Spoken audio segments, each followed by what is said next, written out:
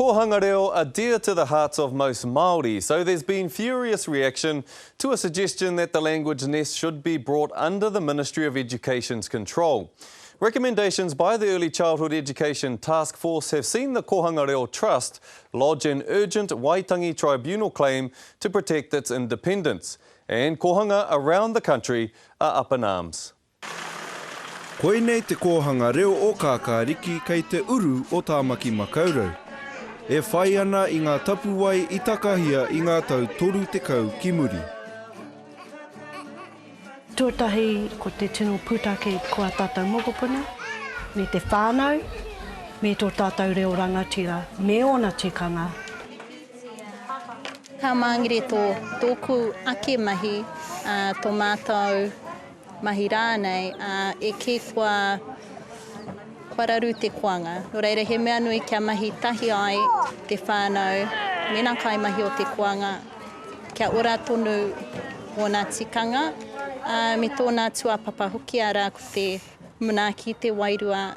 Nā te putanga mai o te pūrongo a te manatū ko hungahunga i takahia te huarahi ki te whare pāremata. Kare anō ko hara mai rātou ki te tirohia i a mātou, i roto i a mātou mahi. Kare anō ko kōrero mai e rātou ki te puari matua.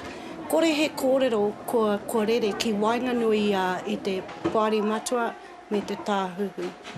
Mai tōna tīmatanga ko tūpuna huri tērā e arahi ana i ngā kohanga reo maha me tēnei o kākāriki. Tōku hakaro kia tū pakari te kohanga reo ki te mau tonu i ngā akonga mai rāno o te tīmatatanga ki haere tonu te kohanga. Kaua hakarongo ki e tahi atu. Nō reira ka noho pū mau tonu tēnei kohanga ki ngā mātāpono o te kohanga reo me te puari matua.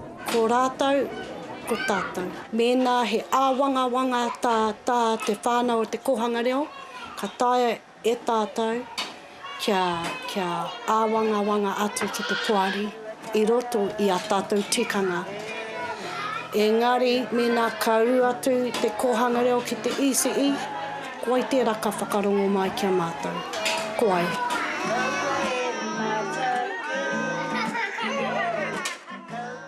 Well, listening in our studio, we have former Kohanga Reo National Trust head Dame Iritana Tawhiwhirangi, and in our Palmerston North studio, ECE Taskforce member Aroaro Tamati.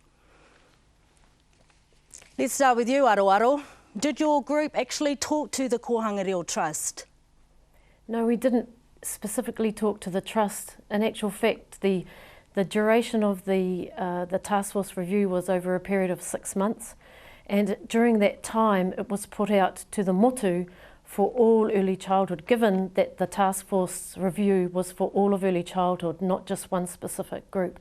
So it was put out to the motu for those who wished to make submissions to the task force about their thoughts about early childhood, about the future of the way forward for them and for the future of our children, tamariki mokopuna. It was their prerogative to do so. So given what's happened in terms of the treaty claim, are you thinking perhaps you should have talked to the Trust? Well, it's not so much that we go and speak to a specific group. It was that groups actually come in and talk and give submissions. Dame Iritana, can Kohanga Reo not function under the Ministry of Education?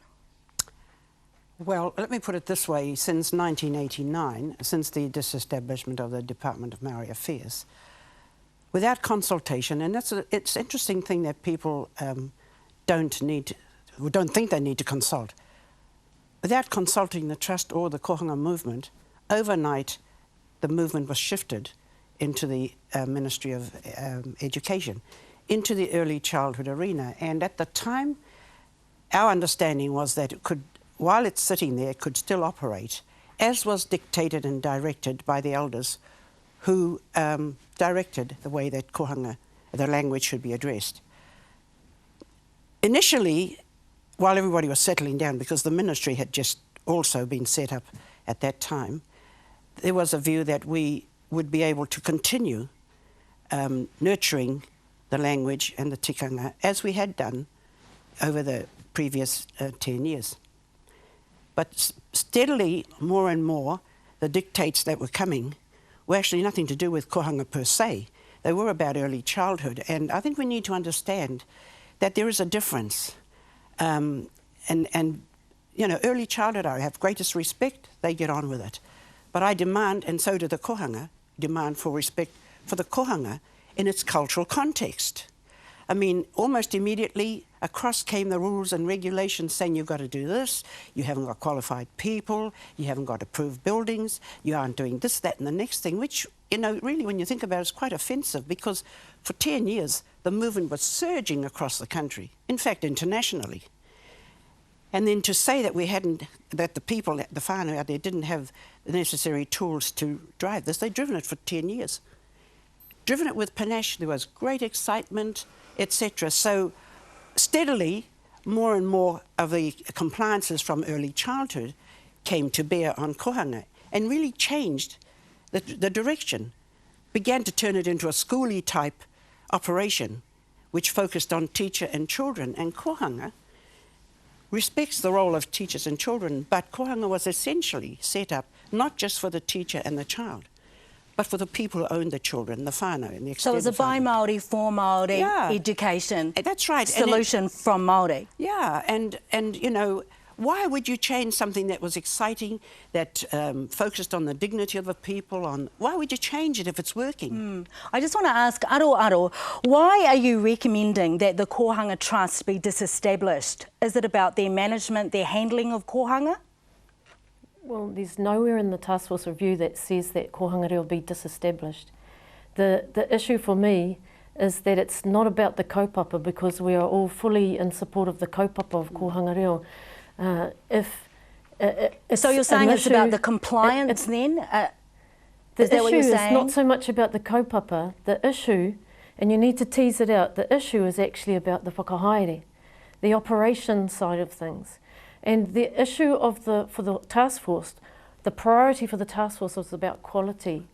And if you look at quality, there's screeds and screeds of research and information about the early years and the first years of life. And given that while Iritana, with due respect, the Kohanga Reo is viewed as a whānau perspective, and it is, essentially it's still an early childhood operation. And what I'm hearing so far though is that Kohanga Reo need to have their own independence in terms of management, because it seems the Ministry of Education has failed to actually accept tūturu Māori education format or patterns. The issue that was really present and cognizant in our minds when we were meeting was the concern around the considerable supplementary ERO reviews, Education Review Office reviews. For the motu, it stands at about 11%. For Kohanga Reo, the supplementary reviews is at around 34%. Now, supplementary reviews are those where ERO comes into an organisation, a centre, a Kohanga Reo, has a look, and there are concerns that are raised and they need to come back within usually about a year. So with that really, really uppermost in our minds, that really guided us in making recommendations along that way. Okay, I just want to ask Dame Iritana. Obviously, there's been huge criticism that Kohanga Reo are filled with nannies who don't have the necessary education qualifications, and that they're being run by people who don't have the business acumen to operate them properly. What do you say to that? Isn't it interesting? Isn't it interesting that these comments are made by people who haven't got a clue about the actual operations, have never been in there? Sitting on that task force with people I've never seen in Kohanga, they are early childhood. I think that's the difference. Kohanga is seen as an early childhood movement. Never have we ever accepted it's an early childhood movement. It isn't. It's a Maori development initiative around Reo and Tikanga. And to drag it off course and to put their assessment on it, not even having come in, the people sitting on, except for Aroaro, didn't have a clue about Kohanga, I've never been in there. They look at it through an early childhood lens. They are not able to look at it through a Maori development lens. That's the issue. And if something's working, and was working, why change it? Why crush the spirit of the people who are out there doing the job for their children their way and getting jolly good results? I mean, to talk about research, who's doing this research? We've never had any funding to have a research focus on kohanga. It's focused on early childhood. So that becomes the test of whether something is working from their point of view. So you've lodged a treaty claim. This is all about protecting Kohanga Reo? 3 years ago in 2009, beg your pardon, the kohanga then were angry. They were angry in 1999. We tried to talk with the government at the time, got a Crown Working Party, but in spite of that, it was still dragged off course. In 2009, again, the people rose up and actually hammered the trust. They're trying to wrap us up, Dame Iritana. I'm sorry about that. I just want to ask you, though, just quickly, how much responsibility do you hold, Education Minister Anne Tolley, for the current state of Māori education? Well, that's her problem, and I mean to say Māoridom's trying to address those issues in a Māori context. And it has worked, and it will continue to work. But if you take the responsibility away from the people who own the children, the whole system allows our people to abrogate their responsibility at 5 and hand it over to someone else. Why can't we all work together? OK. Kia ora, thank you very much, Dame Iritana. Thank you so much for coming in, Aroaro. Now, public consultation on the ECE report is due to end on the 8th of August. So if you want to have a say, get in now. Go to the website taskforce.ece.govt.nz. Kia ora, Scotty.